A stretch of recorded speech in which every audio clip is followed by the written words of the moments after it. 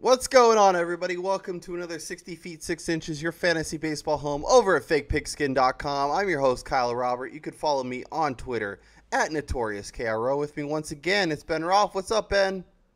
Not much, Kyle. I'm entertaining myself by looking through a list of minor league teams and laughing at their names. It's entertained me while you've been putting together the rundown. Instead of helping you, I've been sitting here laughing at stupid names such as the New Orleans Baby Cakes and saying that I would happily be sent to AA before I'd be sent to New Orleans Baby Cakes in case someone thought I was calling them Baby Cakes while telling them that I'd been distributed to the New Orleans Baby Cakes. It's all very confusing. Anyway, welcome to my life, listeners. This is what I have to deal with. I do all the work. Ben looks at random names of minor league teams.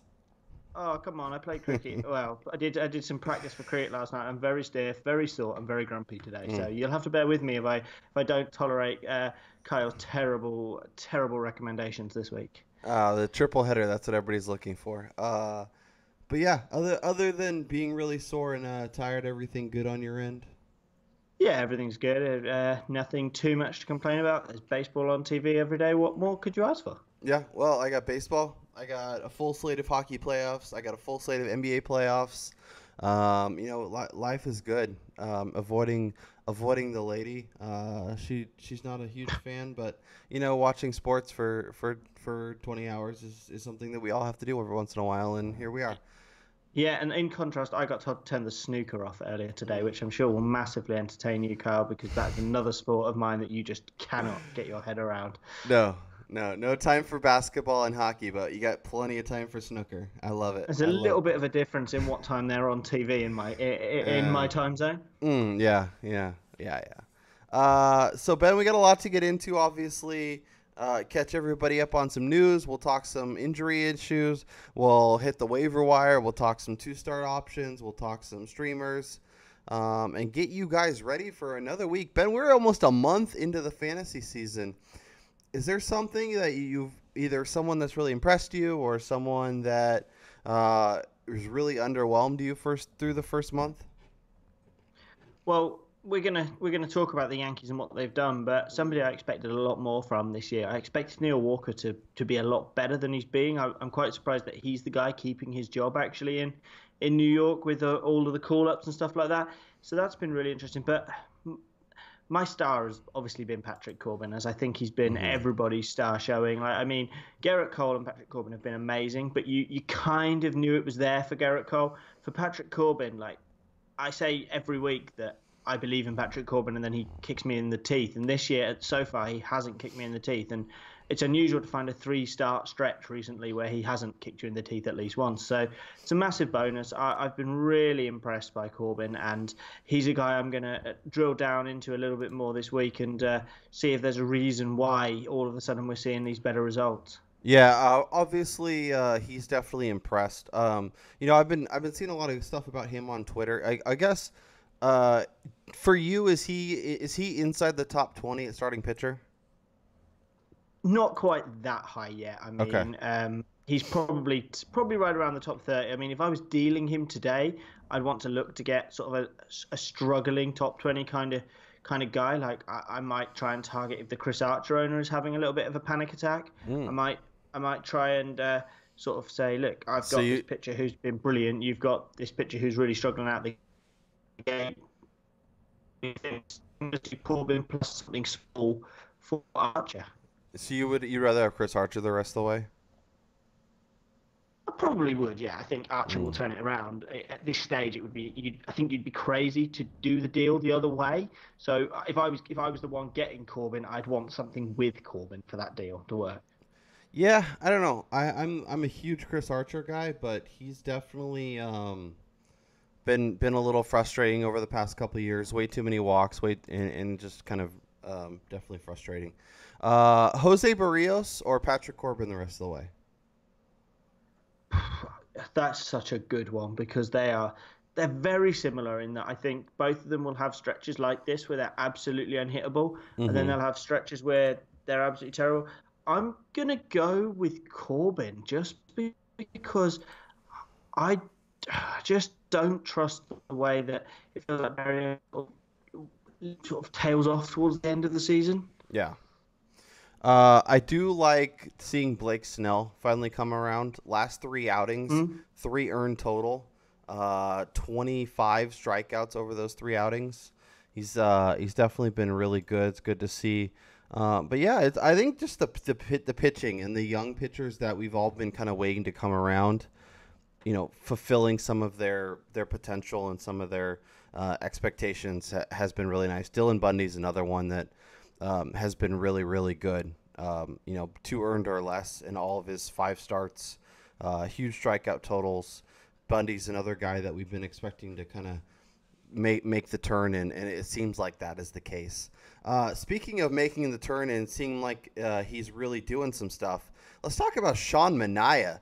Ben, he just took the best lineup, one of the best teams in all of baseball, a team that's been incredible, a team that's been dominating, a team that's been crushing everyone, the Boston Red Sox, and he threw a no-hitter against them.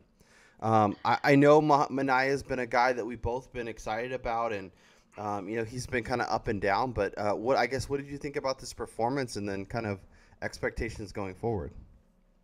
First off, I didn't keep Manaea as a 26th round pick in our keeper league this year, so I am kicking myself for that. But it was really impressive. It sounds like there was a couple of calls that went his way that possibly could have changed the result, but in a year's time, no one's going to care. They'll just remember that Sean Manaea had a no-hitter. So I'm really impressed. I think he's been really good to start the year. He's got a 1.23 ERA. Now, the FIP is 3.5, so that does indicate that he's been having a bit of luck, and at some point that's probably going to start to swing. But what's really good to see is while the strikeouts aren't up, the walks, he's only walking 1.47 per 9, which last year he was at 3.12, and career he's always been sort of 2.5. So it's interesting that if this is real, that he's got the walks under control, maybe that's going to be the key here. But honestly, there's no way that he's going to have 100% left on base going forward, 135 BABIP. All of this is gonna sink. He's definitely a sell high. Another guy that I'd probably be looking, probably not quite a top 30 pitcher in return, but I'd be looking at somewhere in the top 40 in return for him. Yeah, that's interesting. So let me see if I can find a few names to throw out and see if you would make the move. Trevor Bauer. If you can get Trevor Bauer for Sean Manaea, would you do it? Trevor Bauer's a guy I don't trust. I wouldn't trade anyone for Trevor Bauer. Would you trade? Would you trade for David Price? I think I would. I don't know what situation it is now with David Price. It's obviously a little bit questionable. I think he is starting later today, so that'll be interesting to see what happens. But that's a deal at the moment I would probably look to do. What about Zach Godley? Yeah, I think out of the struggling pitchers or slightly struggling pitchers in Arizona, Zach Godley's the one I would buy into, having a bit bounce back from a couple of rough starts. Yeah, I would do it for Garrett Richards. I know you're not a Richards guy, so that wouldn't make sense for you. Yeah, I don't know. I think if you're a Manaea owner, the odds of you finding someone who has a pitcher that they want to deal, or maybe you're trading. Yeah, it's going to be hard. Yeah, or maybe you have a surplus of pitching and you can afford to move him for some hitting help, and that would make sense. But yeah, I don't know. I trust him. I think he's the guy who's finally figuring it out, and maybe he'll struggle a little bit, but I think he'll be a guy that's in that top 35 to 40 pitcher discussion the rest of the season. Let's talk about Gleybar Torres. The Yankees finally called him up. He's playing second base, batting eighth on Sunday. I guess we're all excited about Torres and kind of his potential, but in standard redraft leagues, is he a guy you're adding to see if there's something there, or do you think it's not going to be worth kind of taking advantage of, at least at this point?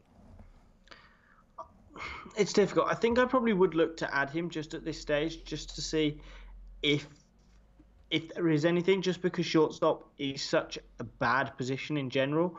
But it's going to be really interesting to see kind of how often he's in the lineup the next few days. Is this?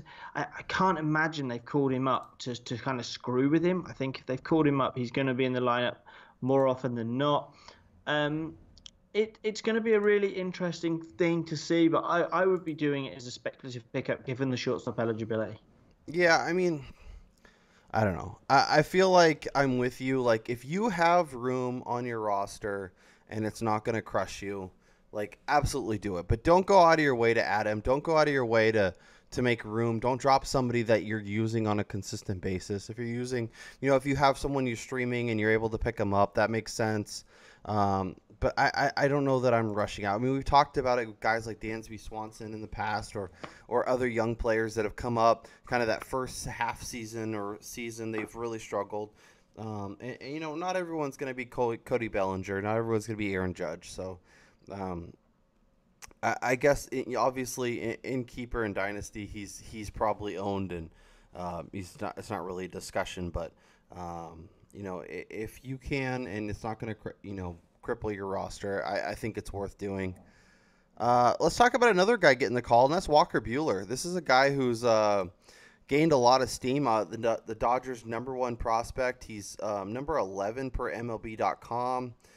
He's getting the call, and he's going to pitch on Monday against the Miami Marlins. I think this is a guy that has potential, and a guy that I would be kind of excited about. And it might be worthwhile, even if you're just going to stream him, to pick him up and use him in the start. Yeah, it's also interesting that we saw him pitch a little bit out of the bullpen last year, so he's got a little bit of exposure at the big leagues. I know he struggled with walks, but it's always positive to see a guy come up and have a few innings just to get settled in. I think that's always a benefit. I think I would go out and add him in probably most 14-team leagues, and in 12-team leagues, I think he's not far enough good. What he offers you is probably not going to be far enough above streaming level to make him worth an add right now. But what the trouble is, if you don't add him now, someone in your league probably will, because they'll like the name. So what you've probably got to do is make a decision whether you think you've got the roster spot to carry a guy that you might not be starting 3 weeks down the line, and if you can evidence it, go and get him. But if you can't, just keep using streamers. That's such a good way of working it. I've gone a little bit the other way this year, and pitching fell into my hands a little bit, and I'm looking at my limits of my starters, and I've got now issues where I've got too many good starters on my team that I don't want to get rid of, and I now can't stream guys, and it's quite frustrating seeing these guys out on the waiver wire like Joey Lucchesi and people like that who I just want to get in my lineup, but I haven't got room for. And I don't think I'd want to clog up a spot on my roster and be starting Walker Buehler consistently, only then to block myself from picking up guys with nice starts. Yeah, I guess I'm going to push back a little bit. I think this is definitely a starter that at least if you're not going to use, even if you don't use them, like if you're talking about picking up one guy, either Gleybar Torres or Walker Buehler, it's Walker Buehler for me, and it's not really close. It's a home game against Miami. I love it. And if things go well, he's a guy that you're going to want to have. And if if things go poorly, then you can drop him and find somebody else and let somebody else mess with that. But I think he's got potential, and there's enough injury-prone guys, Alex Wood and Rich Hill, where he could find a spot in that rotation for a good chunk of this season. So I'm a little more optimistic about about this outing. Obviously, if you're flush with pitching, he doesn't make a ton of sense to pick him up. But if you're looking for starters or in your weekly leagues where there's a high starts cap or a high innings cap, I think he's definitely worth taking a look at. For this week's start, definitely. It's 100% worth ad this week. My question is just how long he'll be up, and we've seen so many of these young guys come up in their sort of first/second stints and really struggle and take a little bit longer, like the Dylan Bundys type, to get settled in. And that's just my concern, is that if he's bad, he's going to do some real damage to you, whereas the streamers probably aren't, because you're always playing the matchup. I feel like with Buehler, if you pick him up, you're starting him even in the tough matchups, even on the road at Arizona, or when Arizona come in or Colorado come in, you're going to want to start him because that's the pedigree. And I think that's where the issue could come, is some bad outings could really rough up a week for you with him. Yeah, no, I'm adding him for this start and this start alone. If he looks really good, obviously I'll pick and choose matchups, but I'm not starting him at Arizona. I'm not starting him in tough matchups for sure. Um, Hmm. Speaking of tough matchups, Matt Harvey out of the rotation, headed to the bullpen. I know a lot of people kind of drafted him in hopes that he would rebound a little bit. That's not going to be the case. There's too much. There's too much starting pitching in for the Mets to, you know, deal with Matt Harvey. So he's gone. No worry. No reason to worry about him. If you owned him, even in the deepest of leagues, you can. It's time to say goodbye. He's not worth holding on to.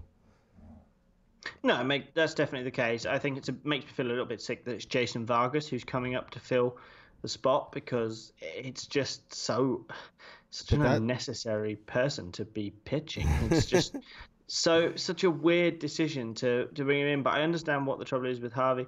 Interesting that I think Tyson Ross is a little bit further away from the surgery that Harvey had last hmm year, and Tyson Ross is now starting to pitch absolutely dominantly. So it will definitely be interesting to see whether Harvey is just needs more time.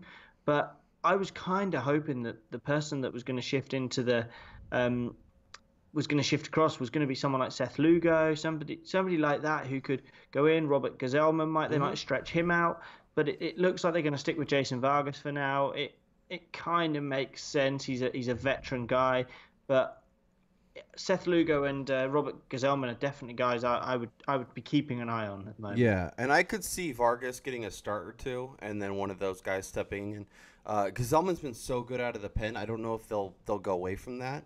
Lugo would probably be the guy I'd pick, but I think one of them will eventually be the consistent starter. I just think they're going to stretch one of them out. So we'll see who actually will end up getting that look. We talked a little bit about it last week, but Jose Bautista finally signed. He was going to be at the Atlanta Braves. It looks like he may join the big league club this week, so keep an eye on him. Ben, I guess in some leagues, are you picking him up, or do you think he's kind of out of past his prime? Obviously, we saw his average fall apart. We've seen his power drop off. I guess, are you adding Jose Bautista in any formats? I am noted as being no Jose Bautista fan, but I think in this lineup, and I know the park's better for left-handed pitching than it perhaps is for right-handed pitching. Sorry, left-handed hitting than it is for right-handed hitting. I do think that he's going to play fairly regularly. I mean, he's only going to displace um, Peter Bourgeois or Preston Tucker. Like it's not going to be a displacement. The biggest loss here is that he's going to block Ronald Acuna for, I would say, the foreseeable future. Because even like, if Batista's bad for the next 3 weeks, do you think they're just going to stop bothering with him? That's my thing. I just don't see them just giving up with him, which is a really bad sign for Acuna because he's not kicking Ender Inciarte out of the lineup and he's not kicking Nick Markakis out of the lineup. So this is going to absolutely block Acuna. It's going to be soul destroying for all of the people that drafted Acuna as high as they did because there's now a real possibility we won't see him until the All Star break. They might give that long now for Bautista, given the way Preston Tucker's also come out the gate. That's a huge issue, and I'm not really picking Bautista up anywhere outside of, I don't know, let's say NL only, 20 team mixed leagues. I think that's all I'm going to be looking for him in. But if I have any Acuna shares, which fortunately I actually don't, I am really worried right now. Yeah, I'm not. A lot of the talk was when he got signed was he's going to play third base. He's not going to play the outfield. So I don't really worry about him playing outfield. And then honestly, the way he's been playing the past couple seasons and the reason like he was still a free agent, I don't think they think anybody really thinks he's that great. So if he's hitting 215 with 15 home runs, I don't think that's going to keep Acuna out of the lineup. But we'll see. I think they're going to try and play Joey Bats at third base and see if he can at least look respectable over there. But it's too early to tell. That'll be Uh, very interesting if Bautista plays there. But I mean, it's not even as if Flaherty's been bad, and they've also got Rio Ruiz, who they quite like. So it's gonna be interesting. He's definitely gonna block a minor league player who could have come up and made a difference. I hope it's not gonna be Acuna, but I just have a horrible feeling that if Bautista's semi-competent with the bat, but not in the field, he might move into the outfield, and that will Yeah. be where he'll block Acuna. Yeah, that will be and that will be a problem for sure.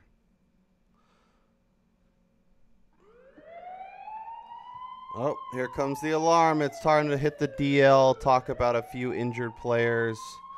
Um, this week there's not a ton, but there's a couple guys, and I think with some interesting news items. So Carlos Gonzalez headed to the DL. They're retroing it back to the 19th, which is Thursday, so we don't know how long it's going to be. But this means David Dahl's getting the call, and with Gerardo Parra dealing with the suspension, Dahl could be playing, or at least more Ryan McMahon. I guess, Ben, what is your thoughts on Dahl and kind of how this lineup could shake out with Gonzalez and Parra out? Yeah, it's going to be interesting to see how it all shapes up. Gonzalez has not been great. I mean, he's got 3 home runs and 2 steals in 72 plate appearances, which is really good. But he's only been hitting 235. He's striking out 23% of the time, walking just 4%. They're not good numbers. And if somebody can come in now and make a claim for this spot, then that's going to be really interesting. I mean, at the moment, roster resource have David Dahl playing right field and Ryan McMahon in a platoon for first base with Noel Cuevas. So they've got Ian Desmond out at left field and Charlie Blackmon obviously at center field. So it's going to be really interesting. Dahl and McMahon are going to get a good 3-4 game stretch now that Parra's out, in which both of them are going to get the opportunity to hit. I'm just having a look where they're playing the next few games. They are at home all of the next 4 days. I mean, if either of these guys make an impact, they are going to be absolutely making a case to stay in the lineup. Gerardo Parra is not so good that they're just going to drop a guy who's hot. So that'll be really interesting to see. I'm kind of hoping that they do come out the gate good, and they're kind of both worth a speculative pickup, just in case they are good. I mean, everyone had such high hopes for McMahon coming into the season, and he's been dropped now in so many leagues because of the way they've used him. And Dahl wasn't a prospect everyone thought would be up, but both are worth ads in, I'd say, 14, 15-team leagues, and definitely worth watching the next couple of days in 12-team and 10-team leagues. And if they come out the gate swinging in the next couple of days, I'd be going and adding them fairly sharpish. Yeah, no, I'm 100% with you. Would you add either of them over Gleybar Torres if you're needing a bat? It's going to depend on need. If I need a middle infielder, then I'm going to go Gleybar Torres, obviously. But it's really tough. I think just because where they play, I might go Ryan McMahon first, just because I think power-wise he can give you more. And I think first base for the Rockies is probably going to be a place where he can find more playing time. But again, it's going to be interesting. If I can hold on the next 3 or 4 days, I'm going to look and see how regularly each of the 3 of them are in the lineup, and then I'm going to make my decision. But as it stands, it's probably McMahon, Torres, Dahl for me. Yeah, I think I'm with you. Just because I expect Torres and McMahon to stay up, where I think if Cargo or Parra as soon as they get back, I think Dahl's probably gone. But I think, I'm definitely Ryan McMahon fan. I've got him in some deeper leagues. And hoping that he comes up, and with the shakeups in the outfield, maybe Desmond can permanently be in the outfield, and then McMahon can claim first base and hit higher in the lineup. The other one that has a lot of people buzzing is Adam Wainwright. This is a guy who came up and took over for Jack Flaherty, who was incredible in his first start. And Wainwright was actually pretty solid, but now he's heading to the DL with right elbow inflammation, which means Flaherty gets to come back up and take his place. And I think if you can pick up Jack Flaherty now, I'm absolutely doing it. He's a must add for me at this point. He was incredible, and he's got a ton of talent. But what do you think, Ben? Yeah, I think that's pretty much spot on, actually. Did they call somebody else up in the meantime, or is that just like a bullpen arm to fill out a spot? I feel like I saw a different name getting called up, and it surprised me. But I think John Brebbia, but I think they've just called him up as a bullpen arm to fill out until they need a starter for Tuesday. So that's probably when we're going to see Flaherty. So you might get a couple of days here where people aren't quite aware that he's the guy to add, and I'd go and get him 100%. Yeah, Flaherty over Walker Buehler, right? Yeah, I'd say so. Yeah, for sure. Let's hit the waiver wire. There's a few names in here. Obviously, Ben's waiver wire column goes up each and every week on Fake Pigskin, and starting next month, we're actually going to be flip-flopping. I write the streamers and pitchers you should be adding column, so we, each month we'll kind of trade back and forth on that. But Ben wrote a really good one up on Fake Pigskin, so make sure you go check that out. But we're going to hit on a few of the names that are really making some noise, and we'll start with some outfielders, including Christian Villanueva. Hitting .476 with 2 homers, 6 RBIs, and a steal over the last 7 days. Approaching 60% on ESPN and 65% on Yahoo. Villanueva looks good, and he's crushing lefties and looks like a guy who could stick, especially with Hunter Renfroe heading to the DL. So is Villanueva a guy that you think should be owned in a lot more leagues? Yeah. He's definitely a guy now he's getting more consistent playing time. I mean, I'm just having a look, and he's been hitting 3rd, 4th, and 5th in the lineup, so that's really promising. He's hitting .524 with 5 home runs and 7 RBI against left-handed pitching this week. I think we should all be putting him in our DFS lineups whenever he faces a left-handed pitcher. It'd be interesting to see what happens now. I believe Manuel Margot is close to getting the call. Franchi Cordero has not been playing badly. So I do think there's going to be a bit of a logjam in that San Diego outfield. So it'll be interesting to see if Villanueva slots into third base, which is where he's actually been playing. By the looks of roster resource, he's been playing at third base. That's why he's eligible on Yahoo. So that's a bit of a bonus in that he isn't going to be kicked out by Cordero, Margot. Oh, Margot actually got called back up on Saturday.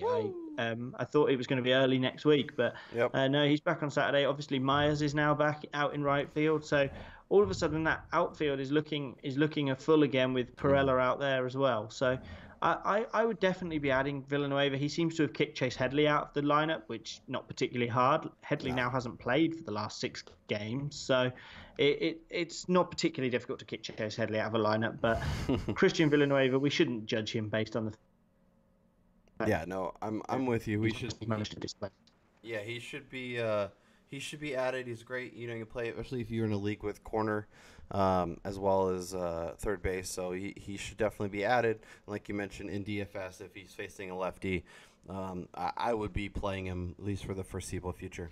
An actual outfielder, Stephen Piscotty, a guy I was kind of excited about coming in to the season, although he struggled a little bit out of the gate, has actually been much hotter of late. Hitting .280 with a homer, 12 RBI over the last 7. Obviously, this is an A's lineup with Jed Lowry and Matt Chapman, Matt Olson, Chris Davis. Like this, it's starting to form like a decent lineup, and Piscotty only adds to that. A guy who's available in over half of ESPN leagues and 75% of Yahoo leagues. If you're in need of outfield help, I think Piscotty is a great name to turn to.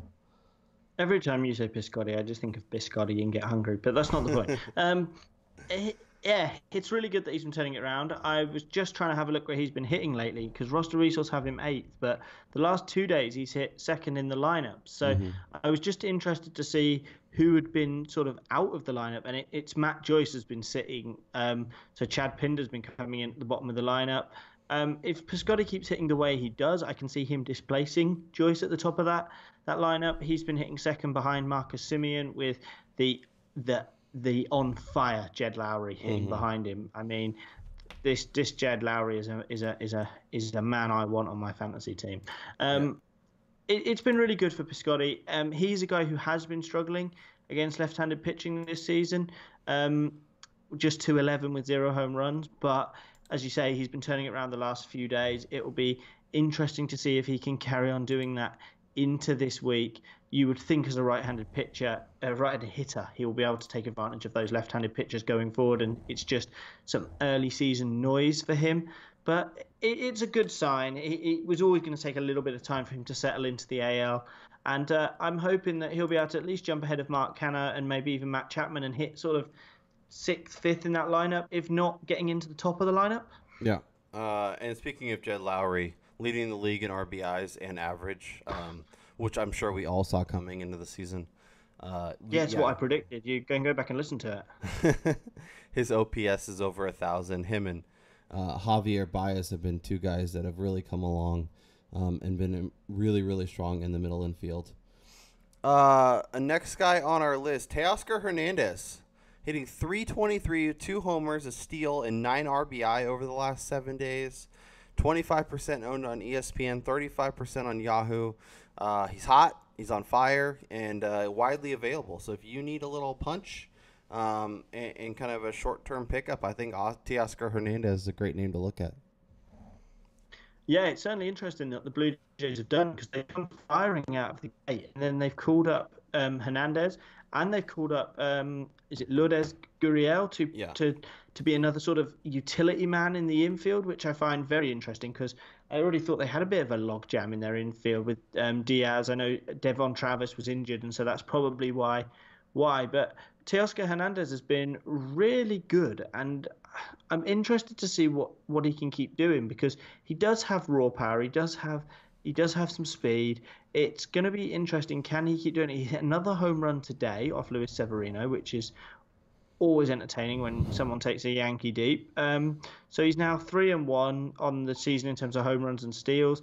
And if he can keep doing it, I'm just looking where he's been hitting in the lineup, and he's generally been towards the top end, which is always good to see for a young guy coming up, that a team has got the faith to put them in at the top of the lineup. He's been hitting second for the last 6 days, either behind Granderson or the most surprising leadoff hitter in the world, Steve Pearce. And it's really promising with Justin Smokes, Solarte, and Russell Martin behind him. He's going to get a ton of opportunities to score runs, and that lineup is not even that terrible at the bottom end with Diaz and Gurriel. So he should get some opportunities for some RBIs as well. Yep, totally agree. Let's talk about Leonys Martin. 3 with a homer, 5 RBIs over the last 7. I know this is a guy you're excited about. Talk to me about him. Yeah, it's interesting. He was a guy I hadn't really thought a huge amount about, and then he had a really good day in the doubleheader, and I sort of looked into it a bit deeper. And he was kind of sneaky good a couple of years ago with the Mariners. He had 15 home runs and 24 steals while hitting .247. I mean, the .247 you'd like to see improve, but this year so far he's at .286. He's already got 2 home runs and 1 steal. I don't see any reason why he can't get close to 15-20, 20-20 maybe. And if he can hit .286, he's going to be extremely valuable. And hitting leadoff, that lineup is not good, but he's already got 14 runs. They've only played 17 games, so he's on pace for, I'm trying to do very quick maths in my head, for about 105, 110 runs, which is nothing to be sniffed at. And and in a bad lineup, you just imagine if he does get traded, what he could do if he ends up hitting at the top of a good lineup. Yeah. No, Martin, it's, if he stays in Detroit, he's going to be playing a lot, and hopefully if he gets traded, it'll be somewhere he can play better or play just as much. The other guy that just got activated off the DL, Delino DeShields, less than 50% owned in Yahoo. This guy has legit speed, and if you're in need of steals help, I think is a great look and a great way to go. Yeah, he's probably not going to get the 50 steals that his manager spoke about, but boy, the Texas Rangers need something, anything. Please, just give us a bone. Honestly, at this stage, I'll take a bone. If he's going to run, they're going to let him run, because they've been so terrible. Their pitching is so awful. He is hitting leadoff today, which is a good sign that he's come straight back in. I think 40 steals, absolutely possible, but it will be interesting. It's good that the injury is kind of unrelated to his best asset, which is his speed, and that he broke a bone in his hand. I can't even think it sounds stupid, but the handmate bone or handmade bone, yeah. Handmade bone. I've never heard of that bone until this season when 2 people broke it in the thing. And I studied biology, so that tells you everything about what my university taught me. But yeah, he's definitely a guy I'm going out and adding, because steals are so rare in fantasy baseball, and if he's available in your league, he can give you 30-40 steals, and that can be the difference between mid-tier and second or third in the category. Yep, great in roto, great in head to head. Just a quick update: Chris Bryant got beamed in the head today and knocked his glasses off. He had left the game immediately. So Villanueva, if you need a third base help, and Bryant goes to the DL for 10 days. With a concussion or concussion-like symptoms, be aware. In deeper leagues, Jose Bautista maybe can fill that role. We'll see. But yeah, so just keep an eye on that. It might be nothing. It might be something. So, pay attention to Twitter throughout the day, and by Monday we should have a definite answer on what's going on. So let's talk a little streaming, a little dreaming. We'll talk about some pitchers that you can add this week. Obviously, my column is up on Fake Pigskin with pitchers that you should be adding for the short term and for the long term. And we'll first start with my guy Nick Pivetta, who was actually pitching on Sunday. Let's see how he's doing. He went 6 innings, allowed 2 earned, 7 strikeouts, 2 walks. Great outing for Pivetta. Pitches again on Saturday versus the Braves at home. Less than 50% owned. I think Pivetta is a guy that if you need pitching help, you should be looking to add. Yeah, Pavetta's been really good this year. I've been really impressed. I'm still struggling to buy in, like you seem to. He just seems. It seems like things are going really well, and then he just hits a little speed bump in the road, and those kind of things just bother me a little bit. But I mean, pitching has been rough so far this year. I mean, Yu Darvish got knocked about again yesterday, so it will be interesting to see whether or not Pivetta can keep doing what he's doing. So he's been good so far, and I'm gonna pick him up. Yeah. It's pretty insane what the Phillies have put together in terms of rotation. Obviously, Arrieta was incredible in his last start. Aaron Nola's there, but then they got Lively, then they got Pivetta. Like, they can actually put together a solid rotation where if they can make it to the playoffs, like, they could make some serious noise because when you have pitching like that and the bats, obviously, Rhys Hoskins and Carlos Santana and Scott Kingery, I mean, the Phillies look like a team that could do some serious damage this year. The next guy on my list, Mr. Tanner Roark. He's got an outing Wednesday at San Francisco. Obviously gets the park boost. Can put up a solid strikeout number. Should be able to limit the damage against the Giants lineup that while they have had a couple games where they've broken out, doesn't do a lot consistently. So I think it's a great opportunity for a guy that if he's available in your leagues, you should be adding and you should be starting. Yeah, I'm absolutely starting anybody who pitches against the San Francisco Giants. I'd start myself pitching against the San Francisco Giants because they've just been awful. And it kind of makes me sad because I like Evan Longoria, I like Buster Posey, I like Andrew McCutchen, but it also kind of makes me happy because it makes you miserable. It's still April. I don't know. Yeah. I'm gonna cry myself to sleep tonight. Don't worry about that.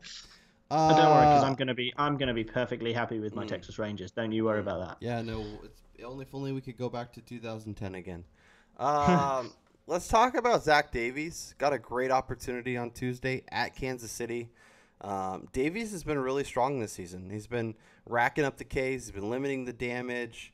Obviously gets a huge park boost by going from Milwaukee to Kansas City. I think this is a great opportunity, and if Zach Davies is floating around your waiver wire, I think you add him and I think you use him. Yeah, I do. I was looking into this because you floated this out last night. I said Zach Davies, yes or no. And I kind of said, yeah, he'll limit the damage, but he won't get many strikeouts. But actually, the Royals have kind of gone from a team that weren't striking out very much at the start of the year to a team who are now striking out a bit more. And it's kind of doing dodgy things to their numbers because they look like a mid-range kind of team. But actually, in more recent history, they've like in terms of more recent games, they've been struggling a little bit more. They've been a little bit more susceptible. If only Francisco Liriano could have finished his outing today, I'd be much happier. But that's a different point. But Davies, it's really impressive to see him back up. He was at 7 strikeouts per 9 in 2016, dropped down to 5 last year. The ERA stayed at around the 3.9 mark, but he got the Ks up to 8 so far this year. If he can keep it around 7.5, 8, and he can get the ERA back down under 4, I mean, he's going to be a must-own pitcher in 12-team leagues, I would say, just simply because he's going to be putting up consistent outings for you. He's going to be not a guy you're gonna scream and shout about, but he's going to be a solid back end of the rotation kind of guy that is going to be too good to drop for a streamer, but not quite good enough to sort of be your like a fixture of your rotation, if that makes sense. Yeah, no, I'm totally with you. The next guy on our list is Mr. Jake Flahrety. I think he is a guy that's really interesting to me. He is a 2-starter, and we'll get into that in a second. But the outing I want to use him for is Wednesday versus Baltimore. Obviously, he's at home, which is great. Baltimore is a lineup that, like today, they showed off of Corey Kluber. They put up 3 earned.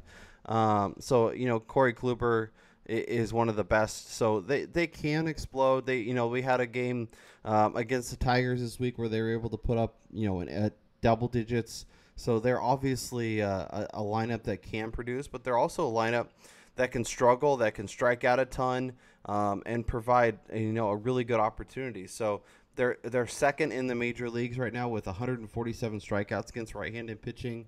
So there is a little bit of danger in using him, but there's also a golden opportunity if you're playing DFS and you're into some GPPs. I think he could make a ton of sense.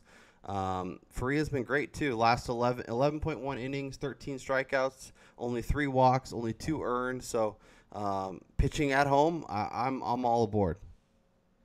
Yeah, I think in the home game against Baltimore, I think we've all got to get over this fear of Baltimore now. I think you've got to accept that probably they're going to be bad more often than they're going to be good. And chuck him out there. But you're right, in 2-start leagues, you can't start him in a weekly league. You just can't start him this week because no matter how good the Baltimore game is, he's got to follow up at Boston, and that's just going to be messy. So far, if I read you his earned runs from his outing so far, 1 earned run in 4 innings, 8 earned runs in 1.2 innings, 1 earned run in 5.1 innings, and 1 earned run in 6 innings.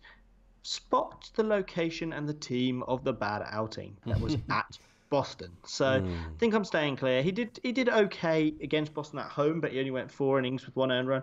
There's just no upside to that Boston start, so there's no point going for it. And with the minor risk that Baltimore tag him, I don't think it's worth starting him in a weekly league. Yeah, because it could be instead of 1 outing where he allows 8, he could be 2. It could be 2. Yeah. So 100% with you. But we can talk about some 2-start options. Some guys at the high end that we may be a little concerned about, and some guys at the low end that we're excited to use. So, Robbie Ray at Philly, at the Nationals. I know, both those lineups can put up runs. Obviously, on the road isn't where you want to be against these teams, but Robbie Ray is a guy that everyone was really excited about and drafted really high. Is he a guy that you're comfortable using this week? I want to ask you a question that really does have no answer. If I strike out 100 batters in 2 games but get hit for 100 earned runs, have I achieved anything? That's kind of how I feel with Robbie Ray. I kind of feel like it's just a mess all the time, and you start him and you just hope like hell that it's not going to be a really bad mess, that it's going to be one that he controls. Like, again, looking at his outings, 6 earned runs but 3 walks. Then 1 earned run in 6 innings, but 5 walks. Yeah. And then 3 earned runs, another 3 walks. 2 earned runs and 3 walks. That he can't really pitch shutout, walking 3 guys, even if he strikes out 9, like he has in a couple of those outings. It's so messy, and someone is going to get hold of him. And if it's going to happen, it's going to happen on the road. So far, he's pitched in St. Louis and in San Francisco. He's also got to face the Giants twice, which is basically like a gimme, isn't it? So, not that I can really speak, but this is now him finally going to 2 parks where there is some hitting benefits in terms of at the parks, rather than 2 parks that actively suppress runs in St. Louis and San Fran. So I'd be nervous to use him. I think in most leagues you'll find yourself having to, just because where you took him, he's often a 2/3 pitcher for you, which is going to make it hard to sit him. But the sensible option here, if you manage to get him, say, a number 4, is to sit him. Yeah, he's got a very Chris Archer vibe for me, where he's definitely got the strikeouts and the upside, but he also has that walk rate that has you scratching your head and definitely frustrated. Yeah, I'm like I think to your point, I think he's probably a guy you have to use and just hope for the best. But there's definitely some serious concern here, and if you're a Robbie Ray owner, just throw him in and pray. That's all you can do. Let's talk about Tanaka.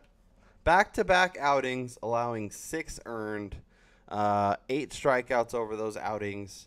Has a 2-start week versus the Twins at the Angels. Can you use him? Speaking of guys I don't ever want to trust in my life, we come on to Masahiro Tanaka. It's so hard. I mean, in fairness, at Boston was always going to be bad. But at home to Miami should not have been bad. But Nope. he just can't seem to dispatch guys at the moment, and it's making me really nervous. And the Twins, we've seen they can do massive damage when a guy gets it wrong, and the Angels we know have got a good lineup that can do damage. So I think I'm going to find myself sitting Tanaka this week and reminding myself why I promised myself a couple of years ago I'd never draft him. Yeah, he's a guy. I mean, I own him in a couple of leagues, and I don't know. I'm probably going to have to sit him.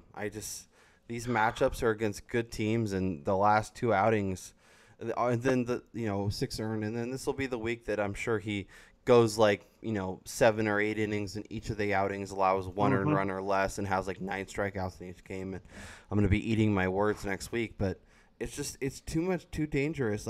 Obviously, if you need the innings and he's your best option, I get it, but I'm doing whatever I can to avoid him. I'm starting Faria, I'm starting Davies, I'm starting Roark all over Tanaka this week. Yeah, I'd do all of those options over Tanaka, definitely. The next guys on our list are guys with a little more upside, and guys that can be found on some waiver wires. And we'll start with Steven Matz, who has a great outing against both at St. Louis and then at San Diego. Are you comfortable throwing Steven Matz out there in weekly leagues? Yeah, I am. I'm just having a look at what he's done, and the trouble is that 3 out of 4, he's now given up 3 earned runs, which is a little bit of concern. But the strikeouts are there. The walks since the first outing don't seem to be too bad. But I think with these matchups, because at St. Louis is not a bad place to pitch, and I know he struggled against St. Louis at home, but I'd rather him be pitching on the road in St. Louis, which sounds crazy. And then at San Diego are both really good matchups that I think he can take advantage of. Yep, no, I'm totally with you. The other guy on the list is a guy that I've actually been trying to do some digging into because he's been really, really good, and that's Chad Bettis. He's been dominant. His strikeout totals aren't huge, but he's limiting the damage.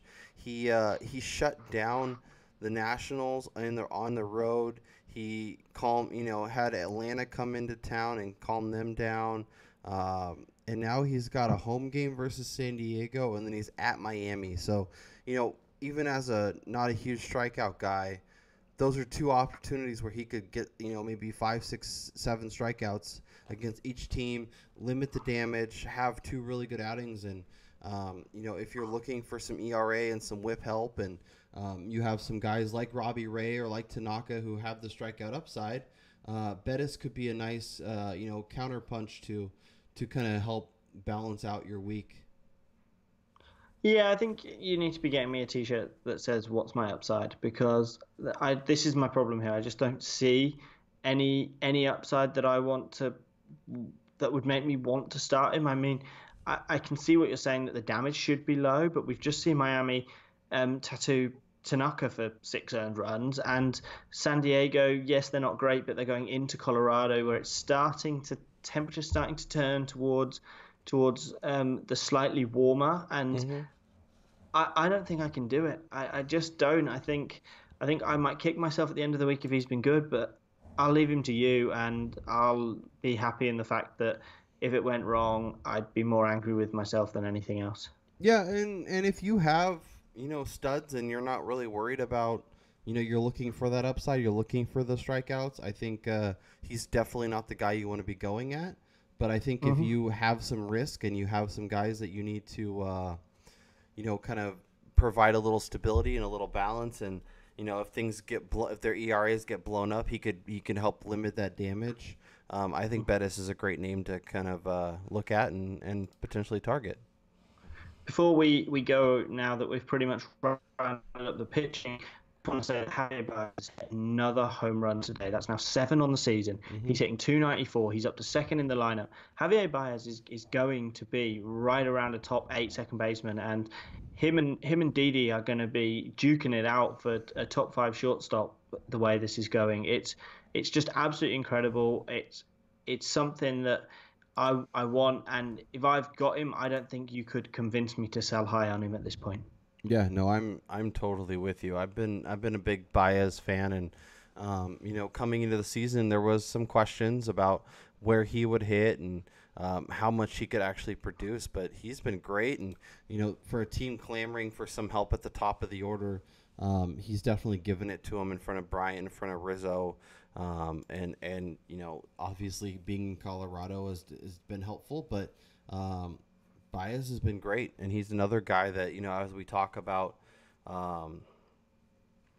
fantasy difference makers and surprises through the first month of the season, he's definitely in that conversation. All right. Absolutely. I mean, it's just been incredible. Absolutely.